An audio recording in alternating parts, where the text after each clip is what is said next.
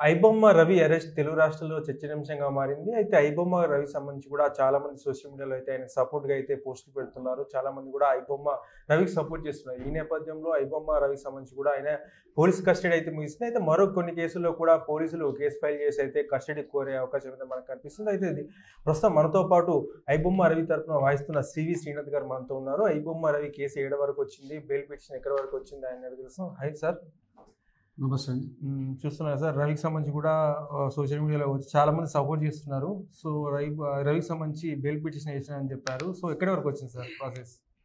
రవిని 15th November రోజు 14th రోజు అరెస్ట్ చేసి 15th రోజు రిమాండ్ చేశారండి. దానికి సంబంధించిన కాపీస్ అన్ని మేము తీసుకొని 18th రోజే బెయిల్ పిటిషన్ ఫైల్ చేయడం జరిగినది. పీపీఆర్ నోటీస్ ఇచ్చినాము. కానీ సబ్సిక్వెంట్లీ వాళ్ళు రవిది కస్టడీ కావాలని పిటిషన్ దాఖలు చేసినందుకు గాను మా బెయిల్ పిటిషన్ పోస్ట్పోన్ అయింది. కోర్టు వారు 5 days కస్టడీ ఇచ్చారు. అది నిన్నటితోటి గడువు ముగిసిన తర్వాత రవిని కోర్టు వారి ముందర హాజరుపరిచి చెంచల్గూడ జైలుకి తరలించిన విషయం మీకు తెలిసిందే.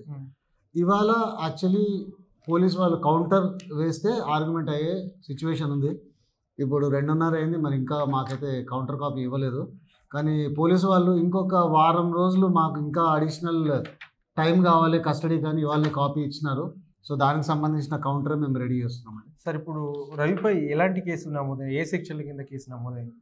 ఇప్పుడు రవి మీద IT act section 66C, 66E మరియు copyright act 63, 65, cinematography act 6AA, 6AB మరియు బిఎన్ఎస్ చట్టాలు 318, 351, 336, 338, 340 చట్టాల కింద కేసు బుక్ అయింది. సార్, ఇవన్నీ బెయిలబుల్ సెక్షన్స్ ఏనా? కావండి, ఇందులో నాన్ బెయిలబుల్ సెక్షన్స్ కూడా ఉన్నాయి.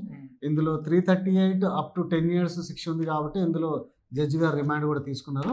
వీళ్ళు ఆర్గనైజ్డ్ క్రైమ్ 111 ఆఫ్ బిఎన్ఎస్ కూడా పెట్టినా కూడా జడ్జి గారు 111ని కన్సిడర్ చేయలేదు. రిమాండ్ అప్పుడే దాన్ని రిజెక్ట్ చేయడం జరిగింది. సార్, ఇప్పుడు పోలీస్ దగ్గర ఎలాంటి ఎవిడెన్స్ ఉంది సార్? ఇప్పుడు ఆయన ఫారిన్ కంట్రీలో ఉన్నారు, అవన్నీ అక్కడ చేశారు. సో పోలీస్ దగ్గర ఎలాంటి ఎవిడెన్స్ ఉంది? ఆయన ప్రూవ్ చేశారు ఆయన? ఇంకా ఇది చాలా ప్రిలిమినరీ స్టేజ్ అండి. Investigation is at very starting stage. So ఇప్పుడు వాళ్ళ దగ్గర ఏం ప్రూఫ్ ఉన్నదని చెప్పేసి వాళ్ళు ఇంకా ఫైల్ ఏం చేయలేదు. రిమాండ్ కేస్ డైరీ ఇంకా కొంతమంది స్టేట్మెంట్స్ మాత్రమే ఫైల్ చేయడం జరిగినది. మిగతా ప్రూఫ్స్ అన్ని వాళ్ళు ఛార్జ్ షీట్తో పాటు ఫైల్ చేస్తారు. సార్, ఇప్పుడు మీరు రవితో మాట్లాడారా? ఏమన్నారు రవి గారు?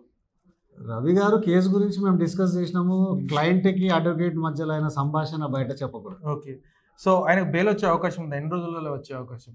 బెయిల్ రావచ్చండి. ఇది ఇందులో లైఫ్ సెంటెన్స్, డెత్ లేదు కాబట్టి ఆల్ ట్రైబల్ బై మెజిస్ట్రేట్ కాబట్టి బెయిల్ వచ్చే అవకాశం ఉంది. అంటే మనకి ఎన్ని రోజులు పట్టే అవకాశం? ఎన్ని రోజులు అనేది అది జ్యుడిషియల్ డిస్క్రిషన్. మేము అతి త్వరలో బెయిల్ మీద తనని బయటికి తీసుకొచ్చే ప్రయత్నం చేస్తాం. అంటే ఇప్పుడు పోలీసులు వాళ్ళ శిక్షణ కింద కేసు నమోదు చేశారు కదా, ఇంకా వేరే కేసులు పెట్టి దానికి సంబంధించి కూడా కస్టడీ కోరే అవకాశం ఉందని చెప్పి అంటున్నారు. రిమాండ్ కేసు డైరీలో తన మీద ఈ ఒక్క కేసు కాకుండా ఇంకో 4 కేసులు ఉన్నాయని కూడా మెన్షన్ చేసినారు. కానీ ఇప్పటి వరకు పీటీ వారెంట్ వేసి రెగ్యులరైజ్ ఎందులో చేయలేదు.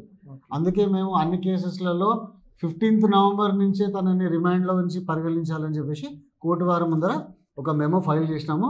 దీనికి సంబంధించిన ఒక జడ్జిమెంట్ కూడా జడ్జి గారికి సబ్మిట్ చేస్తాం. ఇప్పుడు ఐబొమ్మ రవి ఇండియన్ సిటిజన్ కాదంటున్నారు, కరేబియన్ సిటిజన్షిప్ తీసుకున్నా అంటున్నారు. సో ఒక విదేశీని అరెస్ట్ చేసి తర్వాత ఏమైనా ఉంటాయా ఫార్మాలిటీస్ ఆ దేశానికి సమాచారం అందించడం వచ్చేది?